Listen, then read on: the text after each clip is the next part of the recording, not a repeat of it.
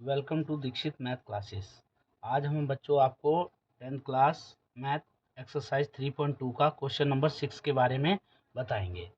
क्या दिया है क्वेश्चन में? Given the linear equation 2x plus 3y minus 8 equal to 0, right another linear equation in two variable. आपको एक इक्वेशन दे रखी है और दूसरी इक्वेशन लिखनी है, जिसमें इस प्रकार की इक्वेशन होनी चाहिए such that the geometrical representation of the pair so formed as, इस तरीके से एक इंटरसेक्ट लाइन होनी चाहिए और एक पैरेलल लाइन होनी चाहिए और एक कोइंसिडेंट लाइन होनी चाहिए। एक इक्वेशन तो आपको दे रखी है, दूसरी इक्वेशन इसके अकॉर्डिंग लिखनी है ताकि ये कंडीशन वेरीफाई हो जाए। तो बहुत सिंपल क्वेश्चन है बेटा। सबसे पहले आप क्या लिखेंगे इस इक्वेशन को? 2x plus 3y minus 8 equal to 0। तो हमारा इंटरसेक्ट की लाइन का क्या फॉर्मूला होता है बेटा? a1 upon a2 equal to does not equal to b1 b2। अगर ये कंडीशन होगी तो बेटा इंटरसेक्ट लाइन हो जाएगी, आपकी इंटरसेक्ट लाइंस हो जाएगी। तो इंटरसेक्ट लाइन हो जाएगी तो हमें इस तरीके से लेना है दूसरी इक्वेशन, ताकि a1 a2 b1 b2 equal ना रहे। तो आप क्या करेंगे? सिंपल सा इसका डबल कर दें। जैसे इस 2x है ना, तो यहाँ पे आप 3x ले लें, और ये 3 है तो यहाँ पे कुछ भी 5y ले लें, यहाँ पे कुछ भी रख सकते हैं 6, ताकि ये a1 a2 और b1 b2 इक्वल नहीं है। देखो आपका a1 a2 2 और 3 आ रहा है और b1 b2 3 और 5 आ रहा है, जो कि इक्वल नहीं है। तो ये हमारा आंसर हो गया। अकॉर्डिंग टू फॉर्मूला आप सोल्व करेंगे, इसको देखकर आप इक्वेशन रखना है, आपको इक्वेशन रखनी है। समझ में आ रहा है ना बच्चों? अब हमें पैरेलल लाइन के अकॉर्डिंग लिखनी है अदर इक्वेशन। जैसे हमें दे रखा है 2x plus 3y minus 8 equal to 0। आप पैरेलल लाइन की कंडीशन क्या होती है? a1 a2 equal to b1 b2 और does not equal to c1 c2। ये हमारा पैरेलल लाइन का फॉर्मूला है, जिसमें क्या होगा? पैरेलल लाइंस होगी। तो आपको अदर इक्वेशन लिखनी है, तो दोनों तो इक्वल होने चाहिए। तो इक्वल करने के लिए आप क्या करेंगे?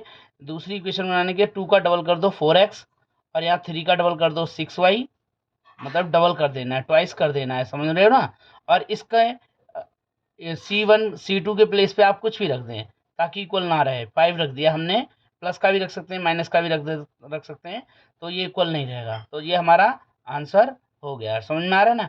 अब हमें कोइंसिडेंट लाइन के अकॉर्डिंग सोल्व करना है। हमें दिया है वो है 2x plus 3y minus 8 equal to 0। अब कोइंसिडेंट की लाइन का क्या फॉर्मूला होता है? a1 a2 equal b1 b2 equal c1 c2, मतलब तीनों इक्वल होने चाहिए। तो आपको घबराने की बात नहीं है, सिंपल सी बात है, सबका डबल कर दीजिए, ट्वाइस कर दीजिए सबका, तो वो a1 a2 b1 b2 c1 c2 equal आ जाएगा। तो वही हमारा आंसर होगा। तो हम 2 का डबल करते हैं 4x, 3 का डबल करते हैं 6y और 8 का डबल करते हैं 16, तो इक्वल टू 0। ये हमारा आंसर है। तो समझ में आया ना बेटा? अब हम इसी 3.2 का एक्सरसाइज क्वेश्चन नंबर 7 करेंगे। इसमें क्या बोला है? ड्रॉ द ग्राफ बनाना है of the equation x minus y plus 1 equal to 0 and 3x plus 2y minus 12 equal to 0, और डिटरमाइन भी करना है the coordinate of the vertex of the triangle जो बनेगा दोनों लाइनों से, उसके हमें वर्टिक्स भी फाइंड करने।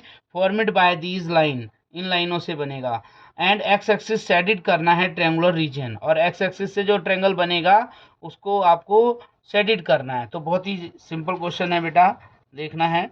सबसे पहले हम इसका बॉक्स बनाएंगे, ग्राफ बनाएंगे, सॉल्यूशन करेंगे। सबसे फ्रॉम फर्स्ट से लेना है, फ्रॉम फर्स्ट से।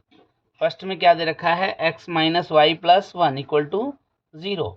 तो x को यहीं रहने दीजिए, ये y इधर आके प्लस हो जाएगा और 1 इधर आके माइनस हो जाएगा। समझ रहे हो ना?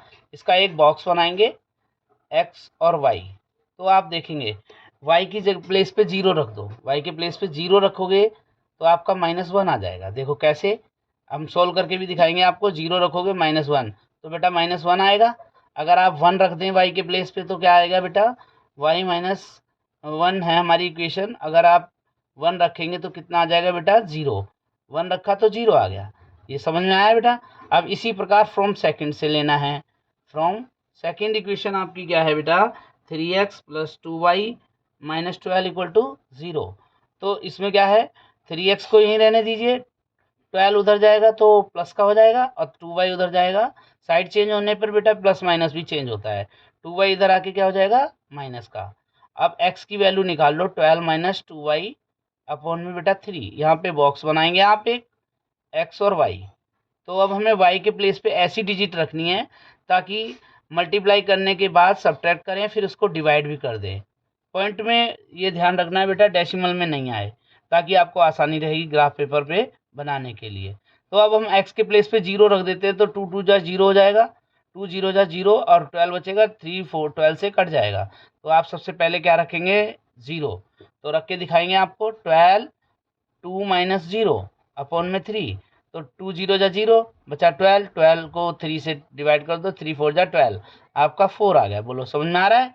ठीक है, अब हम ऐसी डिजिट रखेंगे ताकि दूसरा हमारा दूसरी डिजिट आ जाए। तो अगर हम 1 रखते हैं तो 2 1 जा 2, तो 2 12 में से जाएगा 10, 10 कटेगा नहीं 3 से। 3 रखें, 3 2 जा 6, 3 रख दीजिए बेटा। कितना रख दीजिए, अगर आप y के प्लेस पे बेटा 3 रखते हैं, देखिए 3 रखते हैं तो 12 माइनस 12, ओ 12 माइनस बेटा 6, ठीक है, अपॉन 3। तो 12 में से 6 गया 6 अपॉन 3, 3 2 जा 6, तो आपकी वैल्यू कितनी आई बेटा 2। तो यहाँ पर ये आपके सॉल्यूशन तो हो गया, लेकिन आपको इसको ग्राफ पेपर पर शो करना है। तो ग्राफ पेपर पर शो करना बहुत ही ईजिली है। सबसे पहले आप ग्राफ को ड्रॉ करेंगे, देखो इस तरीके से, बहुत ही अच्छे से करना है और बहुत ही आसान क्वेश्चन है ये। कोई प्रॉब्लम हो, कोई भी क्वेरी हो तो आप हमें कमेंट में लिखकर बेटा ज़रूर बताएं, ठीक है बेटा। तो देखिए ये हमारा y और y डैश, हमेशा y डैश और x डैश पे नेगेटिव पॉइंट होगा। ये बीच में सेंटर में 0 लेना है, ओरिजिन पॉइंट बोलते हैं। 1 2 3 4। अब देखेंगे बॉक्स में जितने नंबर हैं उससे एक ज़्यादा ले लो, 5। 1 2 3 4 5, -1 -2, गैप इक्वल होना चाहिए बेटा। -3 -4 -5, -1 -2 -3 -4 -5, समझ रहे हो बेटा। अब हम देखेंगे फर्स्ट वाली टेबल को, देखें x का -1 है, y का 0 है। x का -1 y का 0, तो देखो बेटा x का -1 y का 0, तो 0 पे कभी नहीं रहेगा, 1 पे मान रहेगा। x का -1 y का 0, समझ में आया, ए पॉइंट मान लिया हमने इसे। अब x का 0 y का 1, x का 0 और y का 1 बेटा यहाँ पर आएगा।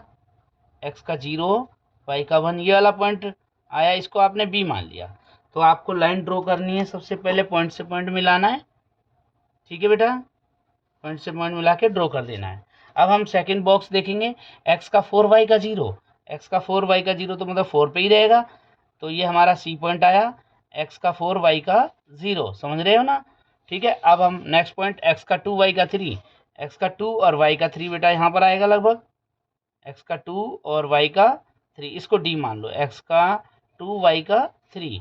अब हम देखो इस पॉइंट से c और d पॉइंट को मिला देंगे, ज्वाइंट कर देंगे c और d पॉइंट को, तो आपका x एक्सिस पे देखेंगे एक ट्रायंगल बनेगा DAC ट्रायंगल बनेगा। इसको आप शेडिड कर देंगे, क्या कर देंगे बेटा, शेडिड कर देंगे बहुत अच्छे से। और इसके हमें कोऑर्डिनेट निकालने हैं, कोऑर्डिनेट्स ऑफ ट्रायंगल किसके बेटा,